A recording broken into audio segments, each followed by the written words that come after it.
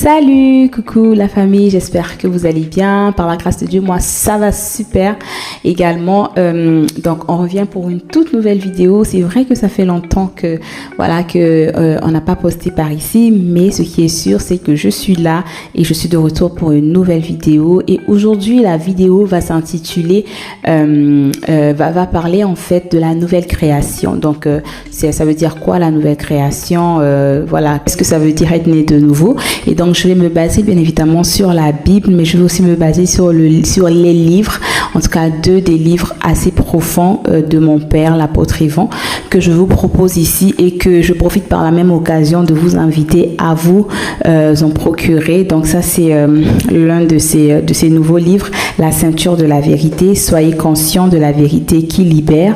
Et ensuite il y a également Vivez l'extraordinaire divin, donc parmi les premiers livres qu'il a écrits. C'est vraiment puissant, donc je vais me baser sur ces livres, mais aussi sur la parole de Dieu. Donc c'est parti, on va commencer par la prière. Seigneur Jésus, nous voulons te rendre grâce, nous voulons te dire merci. Merci pour la grâce, pour l'occasion que tu nous donnes de pouvoir être là en ce lieu connecté. Seigneur, nous prions que ta parole, Seigneur, puisse changer nos vies, nos mentalités. Nous prions que tu nous parles au travers de ta parole, que tu viennes endommager l'ignorance et que tu nous fasses grâce, Seigneur, de faire ta volonté, de marcher dans tes voies. C'est dans le nom de Jésus que nous avons prié. Amen.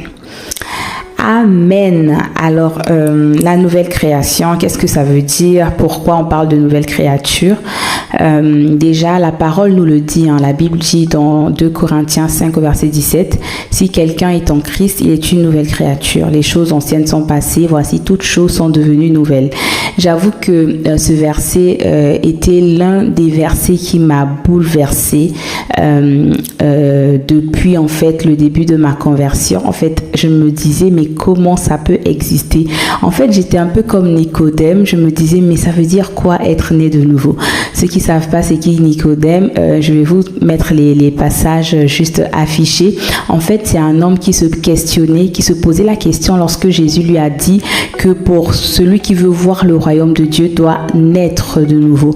Donc, il doit naître d'eau et d'esprit. Et lui se posait la question en disant, mais je suis assez vieux, est-ce que je dois repartir dans le ventre de ma mère? En fait, il avait vraiment compris ça de façon textuelle.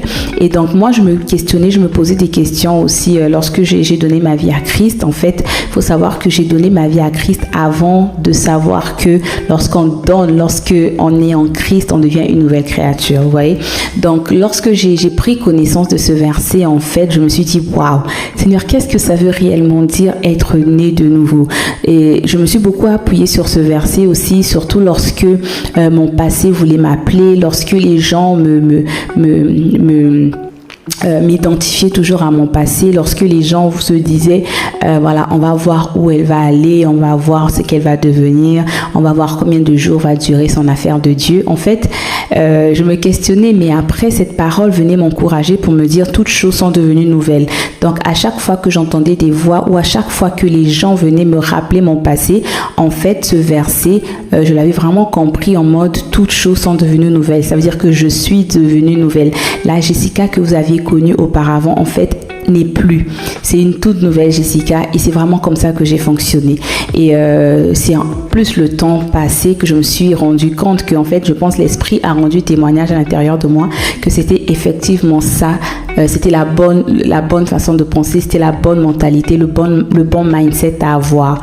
Et donc on va revenir sur notre notion ici de naître de nouveau. En fait, il faut savoir que dès lors que tu donnes ta vie à Christ, dès lors que tu fais cette prière du salut, que tu l'as fait de façon sincère de tout ton cœur, parce qu'il faut savoir qu'il y a certaines personnes qui donnent leur vie à Jésus, mais juste de non, parce que leur profond désir à l'intérieur d'eux, il n'y a pas ce cri de changement, il n'y a pas ce cri de assez, c'est vraiment en mode touriste en fait.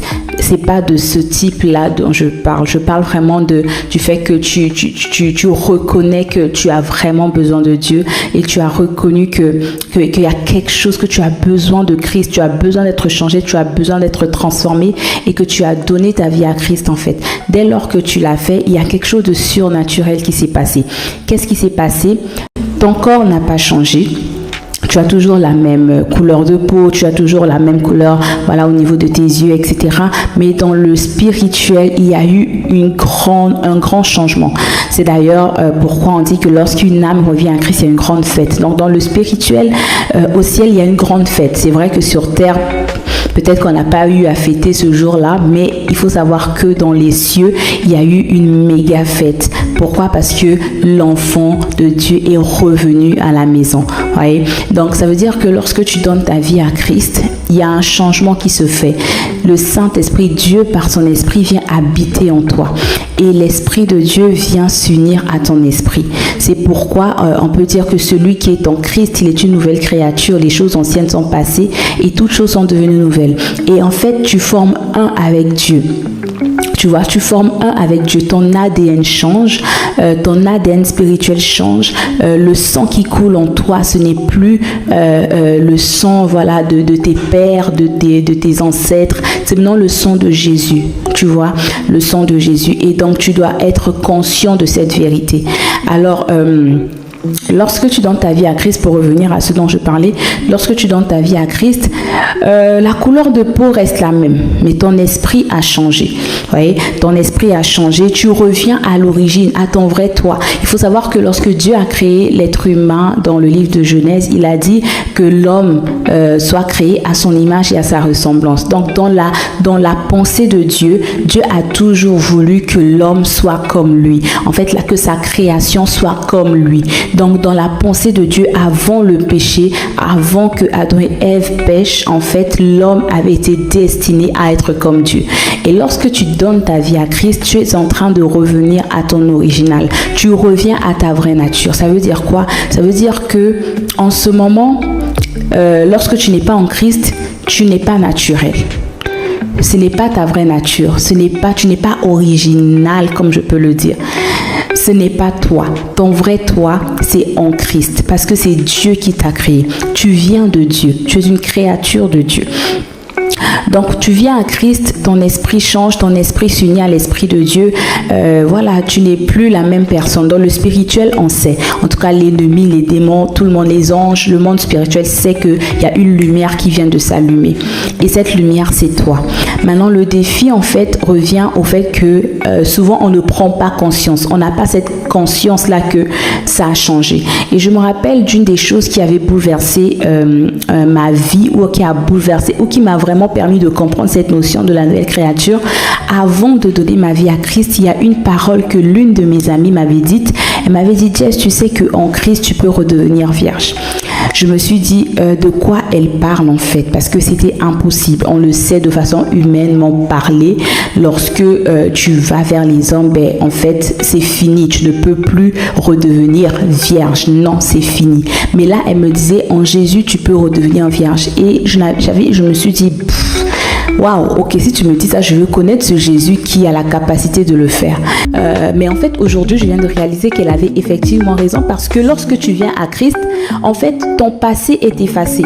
Tu deviens vierge, ton casier judiciaire est vierge. Donc ça veut dire que là où l'ennemi te condamnait pour les œuvres que tu faisais, maintenant il n'y a plus de condamnation pour ceux qui sont en Jésus-Christ et qui marchent selon l'esprit. Donc il n'y a plus de condamnation. Voilà pourquoi il pouvait dire que l'acte dont les ordonnances nous condamnaient et qui subsistait contre nous, cet acte a été déchiré. Donc on comprend que en Christ, ton casier judiciaire est vierge, tu deviens vierge. Même si tu as eu à avoir des relations toxiques dans le passé, même si tu as eu à vivre une vie qui n'honorait pas Dieu, même si tu as eu à faire des avortements, à faire toutes ces choses, il faut savoir que dès lors que tu donnes ta vie à Christ, en fait, c'est ton passé est passé. Ton passé est passé, toutes choses sont devenues nouvelles. Et maintenant, le défi, c'est quoi? C'est que souvent, on ne prend pas conscience de cette vérité. La vérité selon laquelle Dieu m'a rendu libre. Je suis quelqu'un de nouveau. Le diable viendra te dire, ah, toi, tu as fait ça, tu as volé ici, tu as tué là, tu as commis tel meurtre, tu as fait telle sorte de choses. Maintenant, c'est à toi de savoir comment répondre à ces voix que tu entends. Le diable va venir te dire, ah, tu as avorté 20 fois, donc tu n'auras plus d'enfants. Tu as couché avec beaucoup d'hommes, donc tu n'auras plus de mari. Tu as commis telle chose, donc tu n'auras plus de temps. Et l'erreur, c'est que souvent on y croit. Pourquoi on y croit? C'est parce qu'on n'a pas la conscience de la vérité. Donc d'où l'importance de te procurer ce livre sur la conscience, la ceinture de la vérité, la conscience de la vérité. Pourquoi? Parce que la vie te posera toujours une question. Qui es-tu? Qui es-tu? Donc ton identité. Et la conscience de la vérité vient aussi renforcer la conscience de notre identité en Christ. Donc lorsqu'on comprend ça, on voit que le défi se tient ou se trouve au niveau de la conscience de qui on est. Souvent, on est déjà libre. Le Seigneur nous a déjà libérés. On est déjà une nouvelle créature. Mais on continue à manifester les mêmes choses que l'on manifestait avant. Pourquoi? Parce qu'on n'a pas pris conscience. Et moi, dans mon cas, lorsque on m'avait dit que en Christ tu peux devenir vierge, en fait quand j'ai donné ma vie à Christ, c'est comme si ça a totalement changé ma façon de voir. En fait dans ma tête, je me suis dit, écoute, je suis en Christ. Le Seigneur m'a rendu, je suis une nouvelle personne. Ça veut dire que je ne peux plus faire les choses que mon ancienne moi faisait. Vu que je suis une nouvelle personne, ça veut dire que tout ce que mon ancien moi faisait, je ne peux plus le faire. Et je marchais dans cette conscience-là. Donc c'est la même chose. Je vais vous donner un exemple. En fait, un exemple de... voilà, on va prendre un exemple d'un enfant. Voilà, l'enfant d'un roi. Voilà, l'enfant d'un roi qui est né, qui est venu au monde. Et lorsqu'il est venu au monde, cet enfant a été kidnappé. Cet enfant a été kidnappé par des mauvaises personnes, par des gens méchants, par des gens qui pratiquaient toutes sortes de choses. Alors que cet enfant, normalement, est un enfant de roi.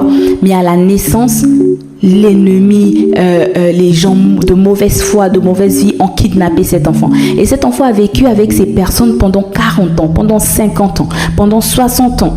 Voyez? Et maintenant, par la grâce de Dieu, donc le roi, avec toutes les enquêtes qu'il a pu faire, découvre maintenant ou rencontre ou retrouve son enfant.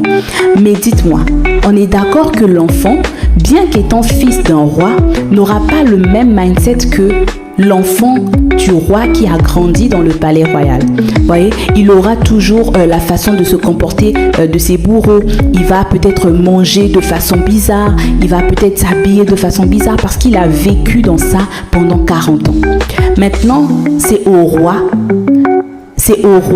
de venir maintenant déconstruire cette façon de penser, l'apprendre à vivre d'une manière digne du Seigneur, donc d'une manière digne de la royauté qu'il est, d'une manière digne de la famille royale à laquelle il appartient. Vous voyez, donc c'est un peu comme nous. Plusieurs ici ont peut-être vécu 40 ans dans le monde. Tu donnes ta vie à Christ à 40 ans. On est d'accord que sur le coup, tu as encore le mindset de quand tu étais dans le monde il y a 40 ans. Voilà pourquoi les jeunes qui se convertissent tôt, vous avez une grâce énorme. La famille, donner sa vie à Christ tôt, c'est juste gagner du temps. C'est gagner du temps, c'est gagner du temps. Donc si tu m'écoutes et que tu me suis et que tu as 10 ans, tu as 11 ans, tu as 12 ans, tu as 13 ans, tu as 14, 15, 16, 17 ans, s'il te plaît, cette affaire de Dieu, de Jésus, ce n'est pas seulement pour les gens, les adultes, non. Parce que si tu donnes ta vie à Christ maintenant à ton jeune âge, tu gagnes du temps en fait. Tu gagnes du temps. Ça fait que voilà, tu as peut-être juste 10 ans dans le monde et puis voilà, le Seigneur te prend et pouf, c'est parti pour une longue histoire d'amour avec le Seigneur. Donc pour revenir à ce que je dis, c'est que ça fait 40, 50 ans que tu es dans le monde, 20 ans pour ma part, j'ai donné ma vie à Christ, j'avais 16 ans. Donc ça faisait 16 ans que j'étais dans le monde, que j'avais un système de pensée qui était contraire au système de pensée du royaume de Dieu. Donc il a fallu quoi? Il a fallu que le roi qui est mon père puisse m'enseigner comment réfléchir, comment penser, comment me comporter. Et cela, il le fait à travers sa parole qui est la Bible. C'est pourquoi on revient encore à la conscience de la vérité. plus tu es conscient de la vérité, plus tu marches d'une manière digne du Seigneur, plus tu marches comme tu devrais. Je donnerai un exemple. L'enfant de Barack Obama. Elle est tellement consciente de qui elle est que parce qu'elle est consciente de qui elle ne peut pas s'hasarder à faire certaines choses. Tu vois, souvent il y a certains vêtements qu'on porte, il y a certaines paroles qu'on laisse sortir de nos bouches, il y a certaines choses que l'on dit, il y a certaines choses que l'on fait. On les fait pourquoi? Parce qu'on n'est pas conscient de la vérité. Si la fille de Barack Obama n'était pas consciente qu'elle était la fille ou maintenant c'est la fille de l'ex-président, mais si à ce moment-là où son père était président, on voyait la fille de Barack Obama dans les dans des coins un peu bizarres, habillée d'une façon bizarre, avec les cheveux bizarres, on va se poser des questions. Mais attends, est-ce vraiment la fille de Barack Obama? On va dire, ah, elle se comporte comme ça parce que j'ai l'impression qu'elle ne sait pas que son père est président, hein, ou elle ne sait pas qui elle est, vous voyez. Donc certaines fois on s'habille d'une certaine manière. Là je parlerai de la décence, par exemple. On laisse nos seins dehors, on laisse nos fesses dehors, on laisse nos cuisses dehors, on laisse tout dehors parce qu'on n'est pas conscient aussi que nous sommes des royautés. Vous voyez? Donc ça c'est juste une parenthèse que je ferme. Voilà, donc c'est vraiment ça en fait, la conscience de la vérité. Donc d'où encore ce livre est très important, qui parle justement de ça. Et ici l'apôtre Yvan dit, si vous ne comprenez pas et que vous ne croyez pas que vous êtes déjà une nouvelle personne à l'intérieur de vous, vous continuerez à vivre en ayant de vous le portrait de l'ancienne version de vous. C'est-à-dire que si tu n'es pas conscient que tu es quelqu'un de nouveau, si tu n'es pas conscient que en Christ le Seigneur t'a libéré, si tu n'as pas cette conscience, tu vas continuer à vivre comme un esclave, alors qu'en réalité, tu es déjà libre. Tu vas continuer à vivre en déshérité, alors que Jésus t'a déjà libéré. Tu vas continuer à mendier, à dire, ah Seigneur, comment tu me guéris pas? Pourquoi tu me guéris pas? Alors que Jésus a déjà dit que tout est accompli. Jésus a déjà dit qu'il nous a guéris. Il souhaite que nous puissions prospérer à tous égards comme prospère l'état de notre âme. Il a déjà tout accompli. Mais lorsqu'on n'est pas conscient de cette vérité, on pleure, on se fâche contre Dieu, on dit des choses, puis après qu'on regrette. Pourquoi? Parce que la conscience de la vérité n'est pas établie. Donc c'est vraiment ça le sujet d'aujourd'hui, c'est vraiment d'être conscient que lorsqu'on vient à Christ, ça change, il y a quelque chose qui change. Maintenant, tout va dépendre de la prise de conscience, d'être conscient que ça a changé et de marcher maintenant dans la vérité. Donc c'est ça, lorsqu'on donne notre vie à Christ, rien ne change de façon visuelle, mais tout change. Tout change. Si dans le spirituel quelque chose change, ça veut dire que dans le physique aussi ça change. Maintenant, tu dois juste prendre conscience de cela et travailler à la rééducation de ton âme. Donc changer le mindset, et ça se fait par la parole. Tu dois aussi crucifier la chair. Donc ça aussi c'est par la parole. Je te propose d'ailleurs le livre de l'apôtre Yvan. Il parle de la chair. Voilà, il parle de l'ennemi numéro 1, la chair, que en fait ça c'est un combo que tu dois avoir. Quand tu as donné, si tu viens de donner ta vie à Christ, ou que tu as donné ta vie à Christ il n'y a pas longtemps, les 3 combos ou les 3 livres que tu dois avoir, c'est le premier livre, neutraliser l'ennemi numéro 1, la chair. Tu dois avoir le livre sur les forteresses. Je vais vous mettre des captures d'écran. Et tu dois avoir le livre sur la conscience de la vérité, et avec un petit bonus sur l'extraordinaire divin. Avec ces livres-là, tu vas être bourré en fait, tu vas tellement être saturé de la parole de Dieu que l'ennemi ne pourra pas venir te dire n'importe quoi. Tellement tu sauras qui tu es, tellement tu auras la conscience de la vérité à l'intérieur de toi. Alors, ceci met fin à notre vidéo et nous allons juste faire cette prière ensemble. Alléluia, Reba Shakataria Bandose, Imando Shakataria Bade Sekete. Seigneur, nous te rendons grâce, nous te disons merci. Tu es le Dieu bon, tu es le Dieu fidèle, tu es le Dieu excellent. C'est toi, Seigneur, qui nous a pris des ténèbres et qui nous a transportés dans le royaume de ton Fils bien-aimé. Nous voulons te rendre grâce parce que, Seigneur, tu nous as pris, Seigneur, de nos fautes. Tu nous as pris du péché. Là où nous étions, Seigneur, embourbés dans le péché, dans le mensonge, dans la colère, dans les œuvres de la chair, dans l'immoralité sexuelle, dans toutes sortes de choses, Seigneur. Mais tu nous as tendu la main. Tu n'as pas regardé à nos erreurs. mais tu nous as tendu la main et tu as transformé nos vies, Seigneur. Nous te disons merci. Merci pour ce que tu opères maintenant. Nous te rendons grâce de ce que tu nous rends conscients de qui nous sommes. Tu nous rends conscients que nous sommes des créatures nouvelles, des nouvelles créatures. Tu nous rends conscients, Seigneur, que le passé est passé et que tu nous as déjà pardonné. Tu nous as pardonné et tu as oublié. Nous te rendons grâce, Seigneur. Je prie, Seigneur, pour quiconque écoute cette vidéo, pour quiconque visionne cette vidéo, que la conscience de la vérité soit son partage dans le nom de Jésus. Là où, Seigneur, l'ennemi l'avait rempli de mensonges, l'avait rempli de toute forme de culpabilité. Seigneur, je brise dans le nom de Jésus le pouvoir de la culpabilité. Je brise toute forme de culpabilité dans le nom de Jésus-Christ. Merci, Seigneur, de ce que la conscience de la vérité est inscrite en elle. Merci de ce que la conscience de la vérité est inscrite en lui. Nous te rendons grâce, Père, dans le nom de Jésus. Merci pour cette œuvre merveilleuse que tu as commencée et que tu rendras parfaite à la louange et à la gloire de ton nom. Reçois nos actions de grâce dans le nom de Jésus. Amen. Que Dieu te bénisse et on se retrouve pour une prochaine vidéo. Bye bye.